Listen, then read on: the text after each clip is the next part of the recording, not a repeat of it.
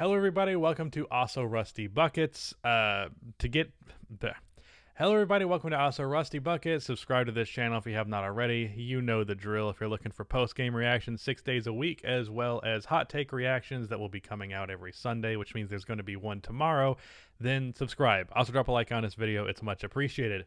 With that out of the way, today the games that I watched, I didn't take any notes.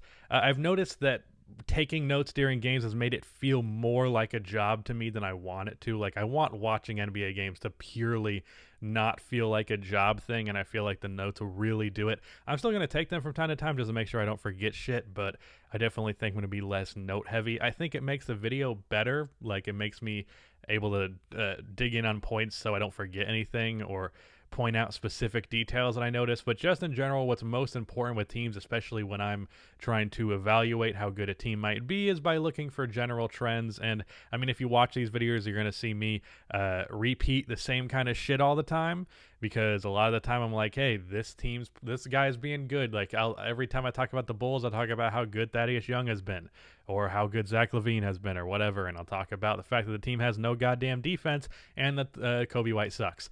Kobe White had a good game today, by the way, so shout out to him for that. But also, the games that I watched today, half of them I was playing Call of Duty, so my attention span was not entirely devoted to that. We made it to round 40 in zombies, in case you were curious. But anyways, let's talk about Bulls versus Kings for the first game of the day. Also, I guess I should just report the games that I did watch, which was Bulls versus Kings. I watched the first half of Hornets versus Warriors.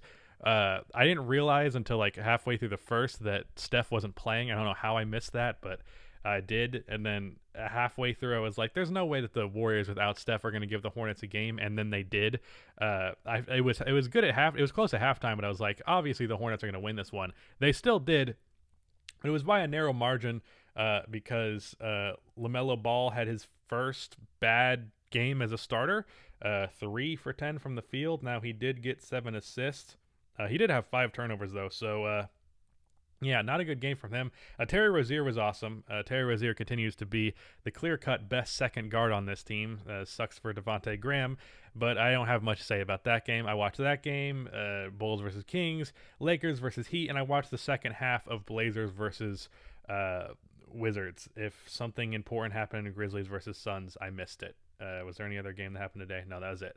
So 4 games today, or two and then 2 other halves. You know what I mean. So Bulls versus Kings. This one was fun for me. It became frustrating late because it looked like they were about to blow the Bulls. They had I think up to a 15-point lead at one point. Late in the first, they started to make a push. They made it like a 4-point game with a minute and a half left. But luckily, Zach LaVine hit a dagger, which put that one away.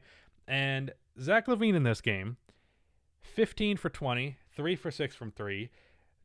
38 points, also got only 5 free throws, so he scored 33 points without free throws.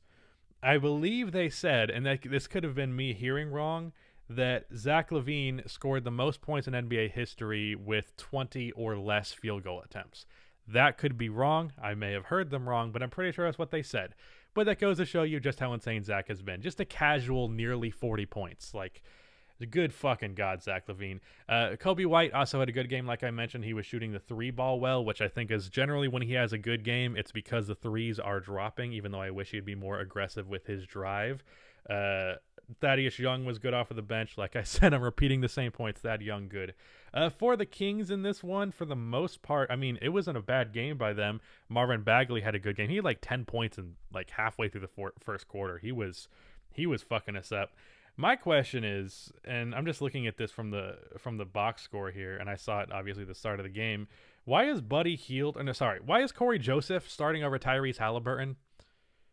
Are they trying to just use him as a 6-man? Because I think that's a mistake. Tyrese, I'll say that Tyrese was closing this game, not Corey. So I mean, I guess it matters more who ends, but just make the starting lineup: De'Aaron Fox, Tyrese, Buddy Hield, Bagley, and then Harrison Barnes at 4, although they did Whiteside in this one because Harrison Barnes didn't play.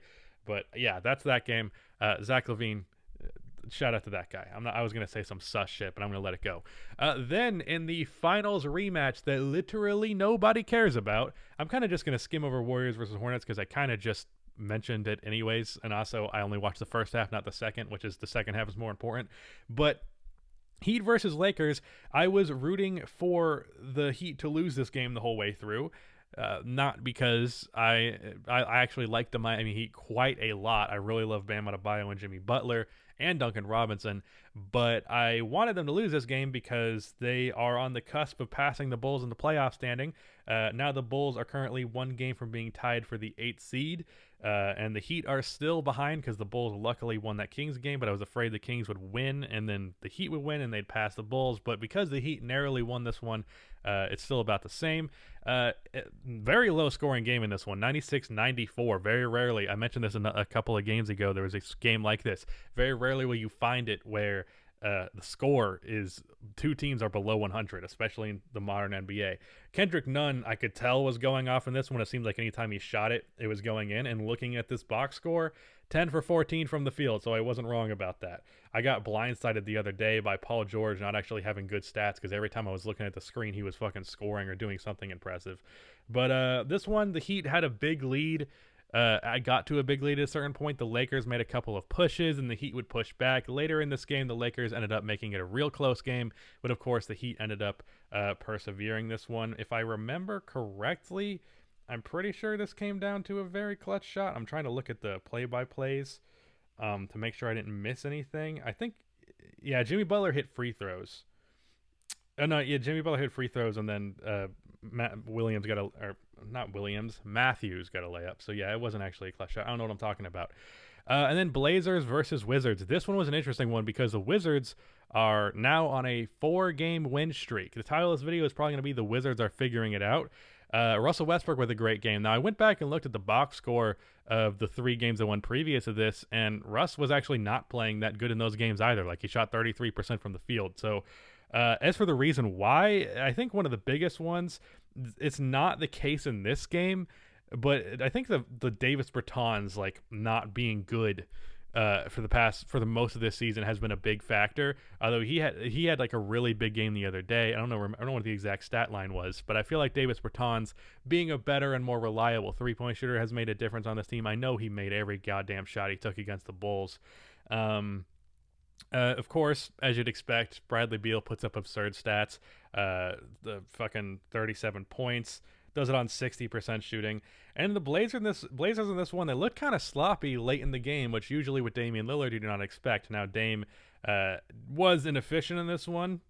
He did put up 35, but very inefficient. Gary Trent was also missing a lot of his shots. He finishes 6 for 16. I'm using the box score, by the way, just to contextualize some of this shit because I was not paying attention fully all the way through.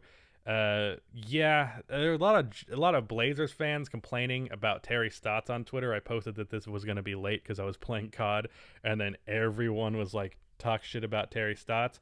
I'll be honest, I wasn't paying entirely enough attention to notice those little things, so I did not notice all. But I will say, for the Blazers in general, Terry Stotts sucks. Like, he should have been fired years ago. And I especially think the Blazers now, when CJ comes back, I think Funky Diabetic just made a video on Dame, and he talked about the Blazers in general. Like, Gary Trent can be a 20-point per game scorer at that small forward spot, put in CJ in there, and then the Blazers have 3 20-point per game level guys on the team at the same time. In fact, with how CJ was playing earlier this season before getting injured, like, he was averaging like 28, I think. But let's say he gets down to like 24, CJ averages his 28, and then Gary Trent averages 20. Carmelo Anthony continues to be as good as he has been this year, although it's been a little inconsistent, but mostly like he's been better than last year. I think this Blazers team could be very good offensively. It's just going to come down to the defense, and I think Nurkic coming back will help that defense. But yeah, rough game here for the Blazers. I want to talk though about the Wizards though. Like, I believe this team could be like a solid 7, and even if I was being nice and like everything played the cards right, like a even 5 seed or something. But I mean, the Eastern Conference has been wonky, and you look at it like people talking about like, I mean, there's an argument to be made that the Wizards are a little bit too late, but if you look at the Eastern Conference right now, it doesn't make any goddamn sense. And I'm planning on making a video about this on the main channel, but like, the standings in the NBA are insane. Like, there are in the West has been the West, so I'll give them that. But the Eastern Conference right now, it looks bad across the board. Like it seems like so many teams are a lot closer than we originally anticipated them being. Like teams that we thought would be really bad are better. Teams that we thought would be really good are really bad. Like the Boston Celtics, for example, the Milwaukee Bucks, Toronto Raptors, Miami Heat. It's just a whole lot of what the fuck is going on in the Eastern Conference. So I mean, anything is possible. We're nearly at the halfway point of this season. They're 27 games in, which would be like 37. So we're like 10 games away from midway point, but whatever. You get what I'm saying. So it's definitely an uphill battle, but it's not impossible for the Wizards to make the playoffs. It's not impossible. And being that all the shit that people have talked, including myself, that is definitely interesting. 4-0 in the last four. Let me see what their next game is. I want to see if they can continue a streak going on forward. Let me see. They have the Lakers. Okay, never mind. Unless Anthony Davis. Well, I guess Anthony Davis isn't playing, so if that like makes a big enough of a difference, because I think the Lakers have been on a little bit of a skid without Anthony Davis. Like they've definitely been noticeably worse in the games that I've been watching. I don't know what the actual record wise that's been impactful, but yeah. That's probably not going to be a 5-game win streak, but hey, if it is, that's definitely a very good sign. Yeah, so shout out to the Washington Wizards. Again, it's not impossible. Oh shit, this video is almost over and I haven't done the left leg switch. How dare I? I'm going to put off the Bulls conversation once more because I thought about doing it again. Although I can't really do it here because Kobe White had a good game. Yeah, I think that's all I have to say today. This one, I want to pay more attention to these games. Some of the stuff was like a lot more vague, but I also don't want to take a note. So it's a tough line to walk because I don't want this channel to become I'm watching NBA games as a job. Like, even though I technically am, I don't want to be watching a game and feel like I'm just doing my job right now. Like, I should just be like, I'm an NBA fan and I want to watch NBA games. So yeah, that's all I got to say. Let me know what you think of that. Like, I hope you guys wouldn't be mad about the lack of notes. I imagine you wouldn't. Anytime I'm like worried people will care, 9 times out of 10 they don't. So I don't know. I appreciate it though. Yeah, that is it, I believe. Make sure to be tuned in for the hot takes video tomorrow. But yeah, bye.